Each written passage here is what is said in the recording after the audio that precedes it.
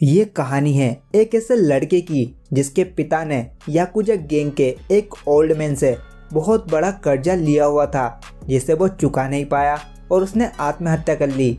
लेकिन अब वो ओल्ड मैन उसके बेटे जिसका नाम डेंजी है उसे कहता है कि कल तक उसे उसका सारा पैसा मिल जाना चाहिए, नहीं तो वो उसे जान से मार देगा और वहाँ से चला जाता है। तभी डेंजी को एक छोटा सा डेविल दिखता है जो कि एक चेनसो डेविल रहता है और वो घायल रहता है। डेंजी कहता है कि उसे पता है कि डेविल इंसान का खून पीकर रिकवर हो सकते हैं, तो क्यों ना हम एक डील करें। मैं तुम्हें अपना खून पिलाता हूँ, बदले में तुम्हें मेरी मदद करनी होगी क्योंकि मैं भी मरना नहीं चाहता। और दोनों के बीच ये डील तय हो जाती है और डेंजी इस डेविल का नाम रखता है पोचितो। इसके बाद डेंजी पोचितो की मदद से एक डेविल को मारकर उस याकुजा गैंग के ओल्ड मैन को देता है क्योंकि डेविल्स के ब्लैक मार्केट में बहुत ही ऊंचे दाम मिलते हैं। और डेंजी उस ओल्ड मैन से कहता है कि मैं तुम्हारा डेविल हंटर बन जाता हूँ, जिससे धीरे धीरे मैं तुम्हारा सारा कर्जा चुका दूंगा। अब चूंकि डेविल्स के ब्लैक मार्केट में अच्छी खासी कीमत मिलती है तो वो ओल्ड मैन मान जाता है। टाइम बीतता है और डेंजी पेड़ों को भी काटकर उसे बेचना चालू कर देता है। साथ ही अपनी एक आँख, एक किडनी और एक टेस्टिकल भी बेच देता है। लेकिन ये सब बेचने के बाद भी उसके सर पर अभी भी बहुत सारा कर्जा था। इसके बाद डेंजी एक टोमेटो डेविल को मारता है जिसकी कीमत करीब 4 लाख होती है।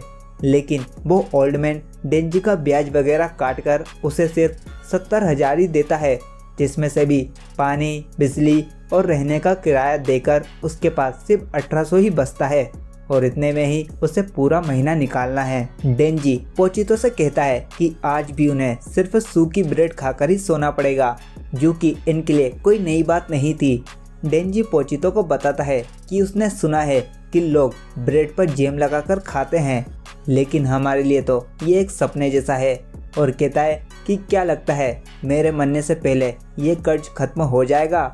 मेरा तो बस एक ही सपना है कि मरने से पहले मेरी भी कोई गर्लफ्रेंड हो, लेकिन अपने झोपड़ी में कौन ही लड़की आएगी। साथ ही इतने पैसे भी नहीं है कि उसे कोई अच्छे रेस्टोरेंट में ले जा पाऊँ। लगता है अपन ऐसे ही मरेंगे।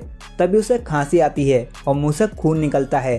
अब डेंजी की माँ को दिल की बीमारी थी और वही बीमारी अब डेंजी को भी रहती है, जिससे डेंजी भी अब ज़्यादा समय तक जिंदा नहीं रह सकता।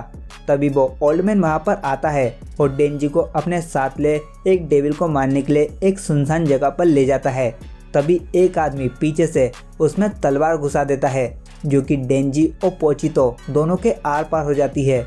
ओल्ड मैन बताता है कि उसे डिमोनिक पावर चाहिए थी, इसलिए उसने एक ज़ॉम्बी डेविल से सौदा किया जिसे डेविल हंटर्स चाहिए थे, इसलिए मैं तुम्हें यहाँ पर लाया। पर उस ज़ॉम्बी डेविल ने उस ओल्ड मैन को भी धोखा दिया और सभी को अपनी पावर से ज़ॉम्बी बना उन्हें गुलाम बना लिया।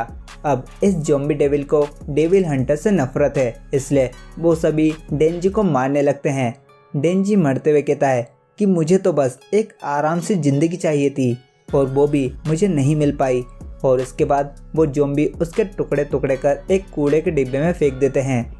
लेकिन तभी डेंजी के मुंह से खून निकलकर पोचितो के मुंह में जाता है। तभी पोचितो को याद आता है जहां डेंजी उसे बोलता है कि अगर मैं मर गया तो तुम मेरी बॉडी पर कब्जा कर लेना और अपने सपने पूरे करना इस ओल्ड मैन से भागकर। लेकिन पोचितो ये भी जानता था कि डेंजी भी एक आम जिंदगी जीना चाहता है और यही उसका सपना है, इसलिए पोचितो अपना दिल डेंजी को दे देता है, जिससे डेंजी की पूरी बॉडी फिर से जुड़ जाती है।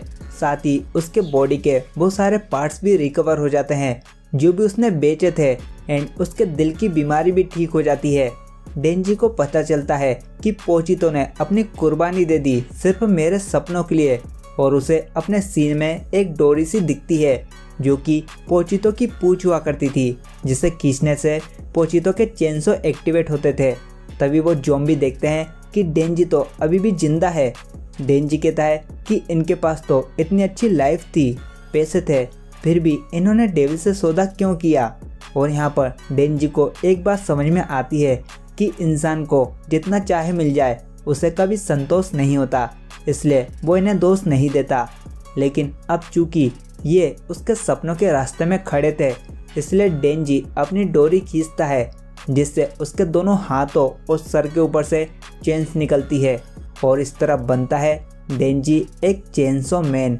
और इसके बाद क्या, डेंजी जो ही सभी को काटता है उसके क्या कहना है ये मैं बोलकर तो एक्सप्लेन नहीं कर सकता, पर डेंजी सभी को एक एक कर मक्खन की तरह काट डालता है। और अब ओकुजा गैंग के मरने के बाद उसके ऊपर कोई कर्ज भी नहीं बचता। तभी वहाँ पर एक गाड़ी आती है जिसमें से कुछ पब्लिक डेविल हंटर्स बाहर आते हैं जो कि गवर्नमेंट के लिए काम करते हैं और ये भी यहाँ पर ज़ॉम्बी डेविल को ही मारने आते हैं। लेकिन यहाँ का हाल देख ये सब चौंक जाते हैं। तभी एक आदमी डेंजी को देखकर कहता है कि लगता है एक डेविल अभी भी जिंदा बचा है। लेकिन माँ की सूंघने की शक्ति बहुत ही तेज रहती है और वो समझ जाती है कि ना तो ये डेविल है और ना ही एक इंसान। तभी डेंजी गिरते हुए खुद को गले लगाने को कहता है और माँ उसे गले लगा भी लेती है, जिससे डेंजी अपने इंसानी रूप में वापस आ जाता है। माँ यहाँ पर डेंजी को दो ऑप्शन देती है। पहला, या तो वो उसे डेविल समझकर मार दे या फिर डेंजी उसके लिए काम करे, उसका पालतू बनकर रहे। अब डेंजी यहाँ पर मरना तो नहीं चाहता था, इसलिए वो माँ से पूछता है कि मुझे खाने में क्या मिलेगा। तो माँ बताती है कि ब्रेड, उसके साथ जेम्स, कॉफ़ी और भी बहुत कुछ। अब ये सब खाना तो डेंजी के लिए एक सपने जैसा था, इसलिए वो तुरंत ही मान जाता है और माँ का वफादार बन जाता है। एंड इसी के साथ ये एपिसोड यहीं पर ही ख़त्म होता है।